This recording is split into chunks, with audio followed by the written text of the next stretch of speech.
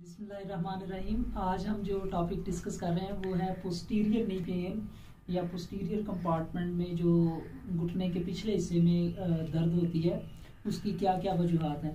तो उसकी कई एक वजूहात हैं, जैसा कि पीछे एक लिगामेंट होता है, पीसीएल लिगामेंट, उसमें इंजरी हो जाए तो उस वजह से प्रॉब्लम हो सकती है, या ऊपर से कुछ मसल्स आ रहे होते हैं, हैमस्ट्रिंग मसल्स, तो उनमें स्ट्रेन आ जाए उस वजह से पोस्टीरियर नी पेन आ सकती है। या नीचे एक बड़ा मसल होता है, काफ मसल उसे हम बोलते हैं, पिन्नी भी जिसे कहते हैं पंजाबी जुबान में, तो उसके जो अटैचमेंट है इधर प्रॉक्सिमल अटैचमेंट, उसमें प्रॉब्लम होगी तो उसकी वजह से भी पेन आ सकती है। या समटाइम्स ऊपर से रेडिकुलोपैथी जो है वो टिबियल नर्व की, तो इस एरिया में और जेनिकुलर नर्व्स में अगर प्रॉब्लम होगा तो फिर भी ये कंप्लेन आ सकती है। या क्लॉडिकेशन होगी और डीवीटी का प्रॉब्लम हो तो उस प्रॉब्लम के साथ भी पेशेंट में पोस्टीरियर नी में पेन की कंप्लेन आ सकती है।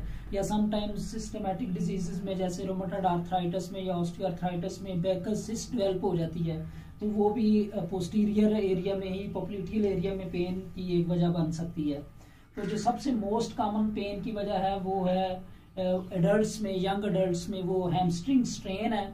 और हैमस्ट्रिंग में भी, हैमस्ट्रिंग एक्चुअली 3 मसल्स का एक ग्रुप है जो कि ये ischial tuberosity से मसल्स की प्रॉक्सिमल अटैचमेंट है, और लीनिया एस्प्रा से बाइसेप्स फेमोरस जो है, तो ये दोनों जो उसके हेड्स हैं ये इस वाले एरिया से प्रॉक्सिमल अटैचमेंट है, और डिस्टल अटैचमेंट उनकी ये लैटरल जो आपका फेब्युलर हेड है इसके ऊपर इसकी अटैचमेंट है।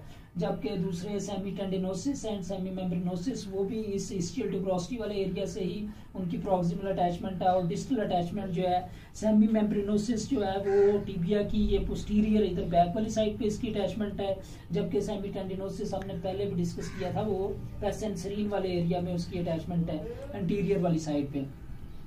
तो इन मसल्स में यंग एडल्ट्स में स्ट्रेन, रिकरेंट स्ट्रेन हो जाता है जिसकी वजह से पोस्टीरियर नी पेन आ सकती है। उसकी सबसे बड़ी वजह जो है वो ये है कि ड्यूरिंग स्टांस फेज, जब हम ये गेट साइकिल के दौरान जब हम मिड स्विंग फेज में आती है हमारी लेग, तो उस वक्त जो हमारे हैमस्ट्रिंग मसल्स हैं ये मैक्सिमम टेंशन में होते हैं मिड स्विंग के दौरान, और उसके बाद इन्होंने मैक्सिमम टेंशन से मुराद इनकी फुल एलोंगेशन हुई होती है। लेकिन जब ये हील स्ट्राइक करते हैं और फुट फ्लैट हो रहा होता है तो उस वक्त स्टांस फेज की तरफ हम जा रहे होते हैं, तो उस वक्त इनमें कॉन्ट्रैक्शन होती है। तो ये गेट साइकिल के दौरान स्टांस वो स्विंग फेज से जब ये इस वाले मिड स्टांस फेज में आ रहे होते हैं तो ये इलोंगेशन से कॉन्ट्रैक्शन की तरफ जा रहे होते हैं, तो उस वक्त इनमें मैक्सिमम स्ट्रेन होने के चांसेस होते हैं।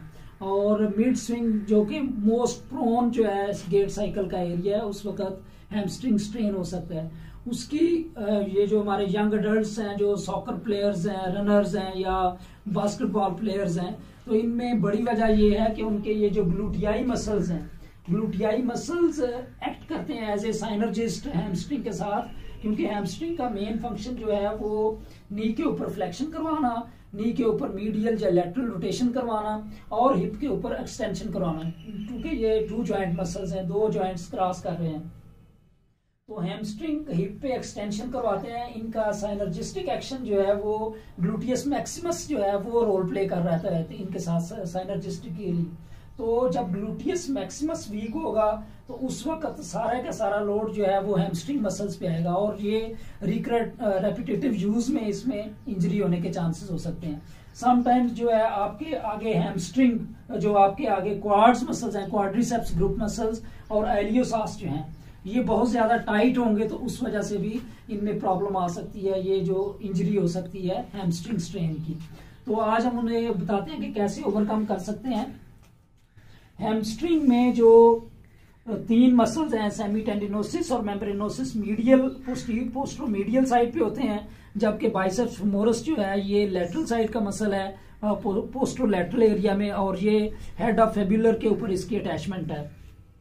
इनका काम क्या है, ये नी में फ्लेक्शन करवाते हैं। नी में फ्लेक्शन के दौरान अगर हम नी को लैटरल रोटेट करें तो ये बाइसेप्स फेमोरस रोल प्ले कर रहा है, अगर मीडियल रोटेट करें तो ये semi membranosus and semi tendinosus role play कर रहे हैं। हम न्यूट्रल पोजीशन में रख के ये बाइसेप्स फेमोरस के टेंडन के ऊपर हाथ रखते हैं और पेशेंट को कहते हैं कि वो इस तरफ रोटेट करे, तो आप देखेंगे कि ये जो नी हमारा थंब है ये ऊपर की तरफ मूव कर रहा है।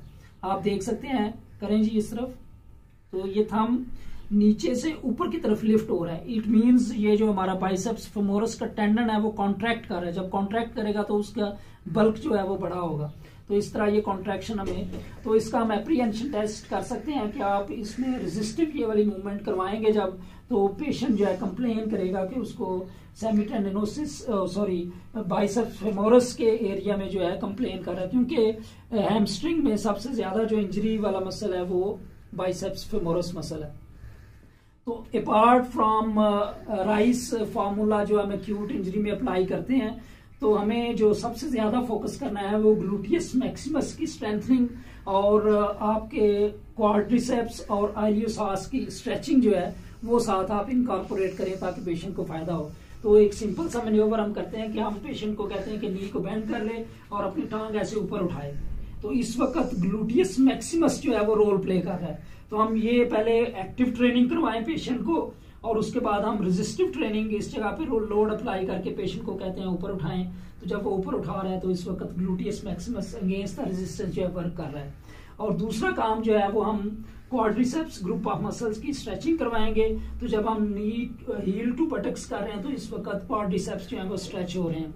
तो मैक्सिमम स्ट्रेच देने के लिए हम एंटीरियर नी जो है उसको अपलिफ्ट कर सकते हैं। इसमें साथ जो है वो क्वाड्स भी स्ट्रेच हो रहे हैं और आपके आइलियोसास ग्रुप ऑफ मसल जो कि हिप के फ्लेक्सर्स हैं वो भी स्ट्रेच हो रहे हैं।